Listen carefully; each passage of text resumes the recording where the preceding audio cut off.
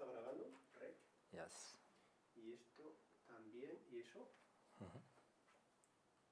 Yes, yes. Ahora, bueno, Ahora. hay que darle 2 veces. Okay.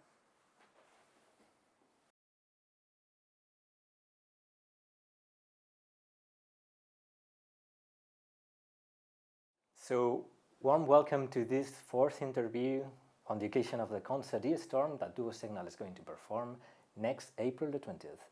And today we have with us the composer Fernando Manassero. Fernando, how are you? Hello, Nuño. Nice to meet you. Nice to meet you too. I'd like to start these interviews by asking, how would you introduce yourself to the audience as an artist? Okay, well, I'm a composer. I would say nowadays, since a few years, an audiovisual composer. I work a lot with visual, with stuff that is it's more than music, let's say. That kind of expands the idea of music, but that is integrated in music, let's say. And also some theatrical elements, but mostly visuals. I like video art a lot, so I tend to put more and more this kind of stuff. I work with, well, any kind of instruments, but mixing a bit from the classical tradition and also with the rock, pop, electronic music tradition, all together in a blend. I really like to do that, and yeah, more or less like that. All my pieces have a strong electronic component all the time, yeah. Okay, so let's get a bit into that. In regards to electronics, which kind of influence do you think that electronic had when composing for acoustic instruments? Have they influenced in the way you try to research on sound? Have they influenced in the way you articulate the pieces? Well, both. I would say both things. First of all, I like a lot to the microscopy of sound. You know, like working in the inner qualities of the sound. So that implies sampling at once. I mean, from my point of view. So what I tend to do is to record the instruments, or even to have as much recorded material as possible, and then I start from the listening to that and finding what the material wants to be, let's say, from the sounds, from the samples. But of course, this idea of sampling already imprints something in the sounds, and not the sounds themselves anymore. So then I try to combine that with the live performance. So at once, all my materials are a little bit they have this idea of cuts, and they don't develop so much, let's say, in the long term, but they develop in the inside of the sound. And then, of course, then I assemble that in the same way as you would work with samples. Not that I compose all the time with the samples, but the way of thinking of them is like goes in that path, more or less. So I guess the influence is quite strong, because also the music I listen is electronic music, a lot of electronic music in different, like more experimental to less, and other, I don't know, music I listen from rock, pop, or whatever else, you know, dubstep, all these things have a really strong electronic component or thinking. And so I don't try, actually, I do that. It comes like that, you know. It wouldn't be, like, the acoustic part is, of course, very important, because the instruments are there, and they speak for themselves, but I like to try to blend this with the idea of working with them as samples of instruments. Yeah. Okay. Yes, and then, because you mentioned that you have that you listen to other kinds of music, such as you said dubstep, electronic music, rock.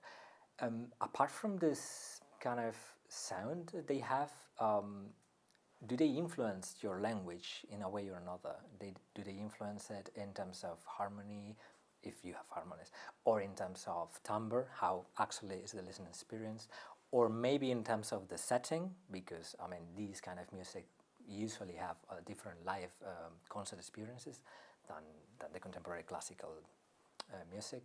So how would you say that these other musical genres are influencing your work? You know?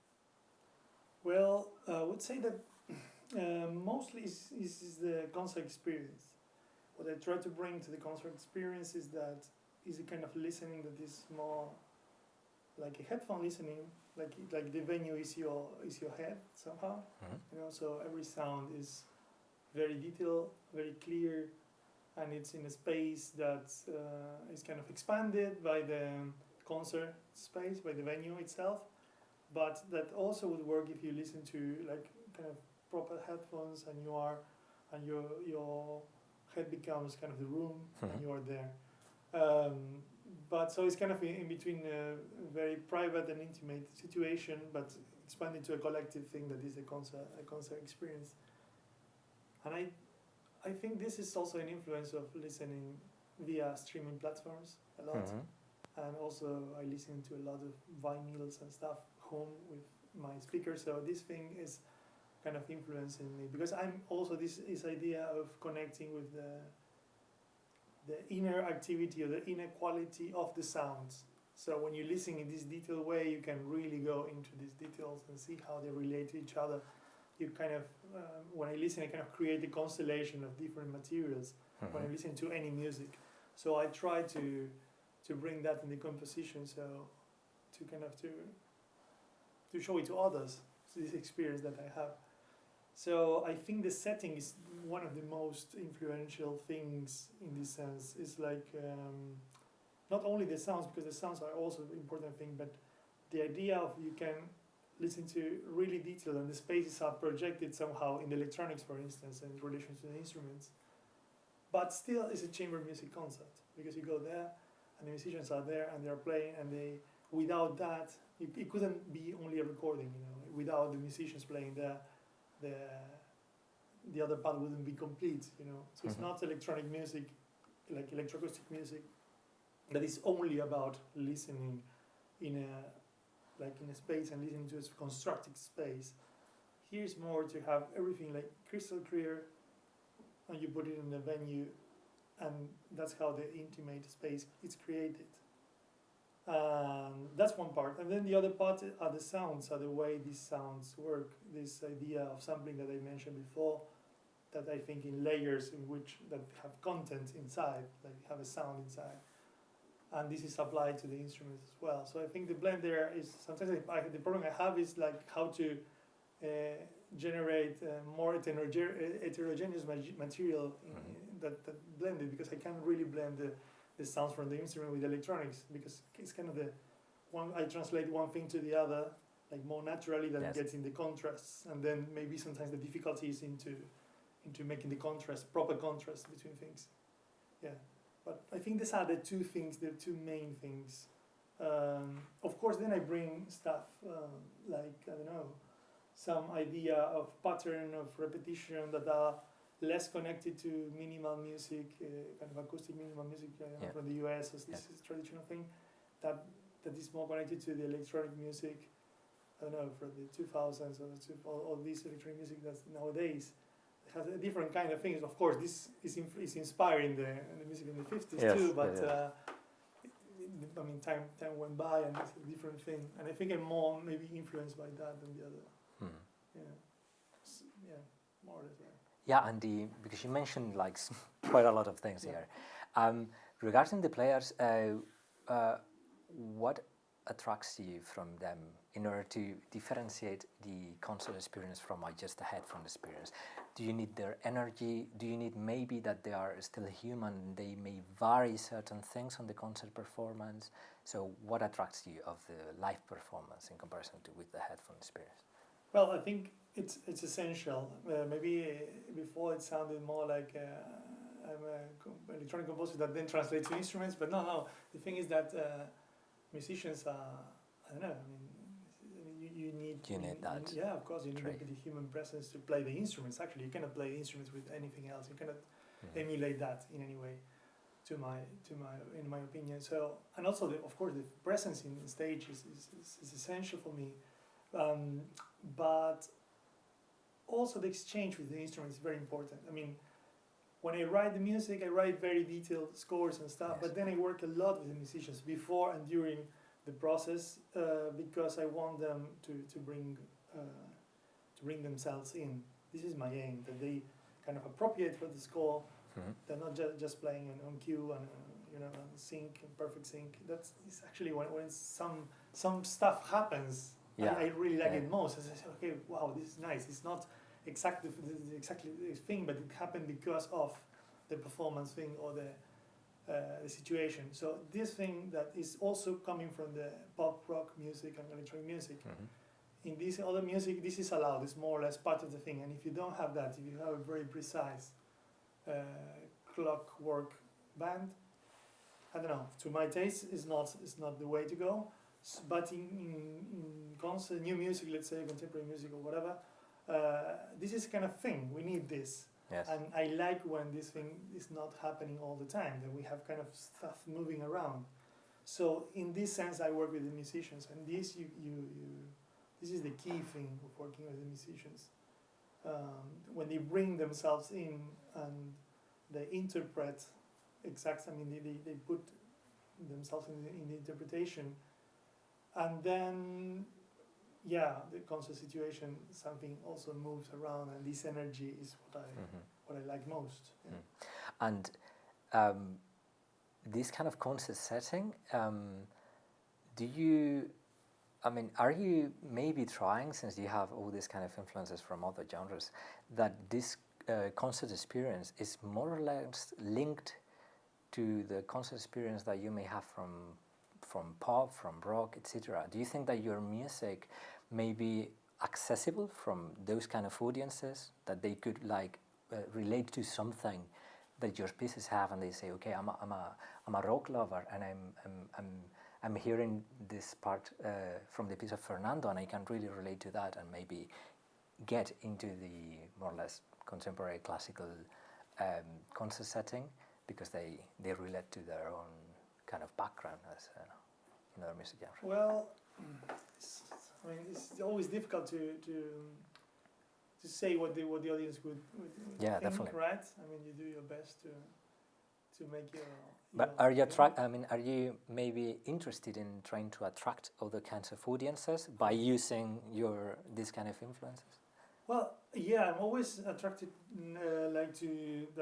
my music is enjoyed by more people than the specialist audience, which is of course really interesting, but sometimes it's just too close in itself, and I don't like this closing in itself with only talking about technical stuff or aesthetic stuff or relating things to the own constellation. I think this is a thing I don't like really much.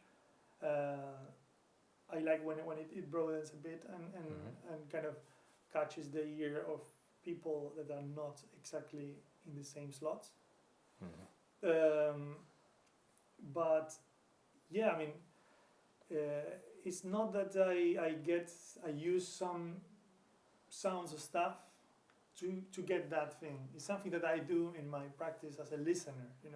As a listener, I listen to blends of really different musics, and so everything is in my buffer somehow. It's in my mental library, let's say. And then when I put down in a piece, this comes by itself. So I guess there might be more people like that then they can relate in that sense. So it's a bit like that. Yeah. Okay, and regarding your instrumental writing or your approach to writing for instruments, since I've seen certain pieces in which you are using, for instance, a turntable or other ways of modifying the instruments in order to make certain sounds, is this a usual practice for you to enhance the possibilities of an instrument by applying certain preparations or how does your approach when working with an instrument work? Yeah, yes, this is key for me. I enjoy very much to kind of find new sounds, which sometimes I laugh at myself, like trying to invent something like really like something new out of the blue. But I think this is the energy. If you don't have this, it's really hard that you make something at all. Yeah. So for me, it's like really interested to say, okay, let's find a new sound that surprised me before. It's always like that. But then I think if this surprises you and holds it, in the process, then it's going to be something important maybe. When it's not just an effect, a special effect, Yeah, but exactly. but the material that speaks for itself. Exactly. So that's more or less the aim. So yeah, I always try to kind of enhance, as you said, enhance the practice. In the case of the turntable, it's a new instrument, like taken out of context, as if I was, I don't know, an alien and come to Earth and say, what the fuck is this? And I try to, I play as I can. So Right. this is my aim. And sometimes I try to do that also with instruments I know very much. Like in the duo, I know these instruments, but at the same time, okay, what we can do with this? What we can do to get to this sound, this ideal of sound that I want. Always is like that. It's like, okay, I want to sound like whatever. It's hard to explain in words what you want, but when you hit the spots, you say, okay, it's here, and you go that way. But that implies, preparing instruments, trying with amplification. Like amplification is something I use, since 10 years or more. I like the sounds of Amplified instruments. And I also like the contrast when you don't. Maybe in an amplified piece at some point you don't have amplification, and then you hear the space and it's so beautiful because you have this difference. You have something to compare with, Yeah. So I like the idea. I never discard anything at all, but it's enhancing is the word actually. Yeah.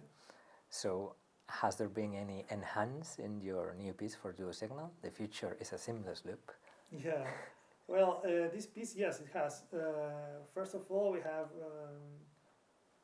The instruments have mics, so these mics are like exactly like ears, so they go and play apart sometimes to the, like most of the piece actually, to the mics, and these mics trigger resonators that are set to trigger some frequencies. So they have to play with this, and the resonators are, of course, again enhancing the idea of a tube, of a metal tube, all these things. So you kind of expand the space of the instrument. When you go to the mic and you play, you hear kind of the material of the material of what with what the instrument is made. So you kind of get into the space of the saxophone and of the trombone, and then the instruments themselves are enhanced. We have a prepared saxophone that has a super nice sound. What did you do? If you want to reveal it. Yeah, we just put the mutes. This is Alejandro have done this job. We put the mute and we started exploring, and we found that some keys were making some rattling and some slaps and stuff, and we tried to figure out like how could this become playable and reproducible and material, something you can play with. And we put some mics and stuff. It's a super simple set in the end. It's kind of a lo-fi set, but it works really well. And the sounds, you can blend between a saxophone and something completely different that still works with air. Yeah. So it's a saxophone. It's the same nature of the instrument. It doesn't lose completely the nature of the instrument that becomes something, I don't know, percussion or whatever. No, it's still a wind instrument. But it sounds completely different, and he can switch from one side to the other like at once. just by playing different things. So I like this idea that it's kind of it's really hybrid in this case. It's kind of an implant. This mute is an implant somehow. And then in the trombone the same thing. We did some stuff with the mutes and stuff, and we play some mouthpieces, different mouthpieces. And sometimes we really found, and also mutes, different mutes, like custom mutes, besides the normal ones. And we found some sounds that are like super digital sometimes. And this is still a trombone. He changes, he flips to something else, and it's a trombone.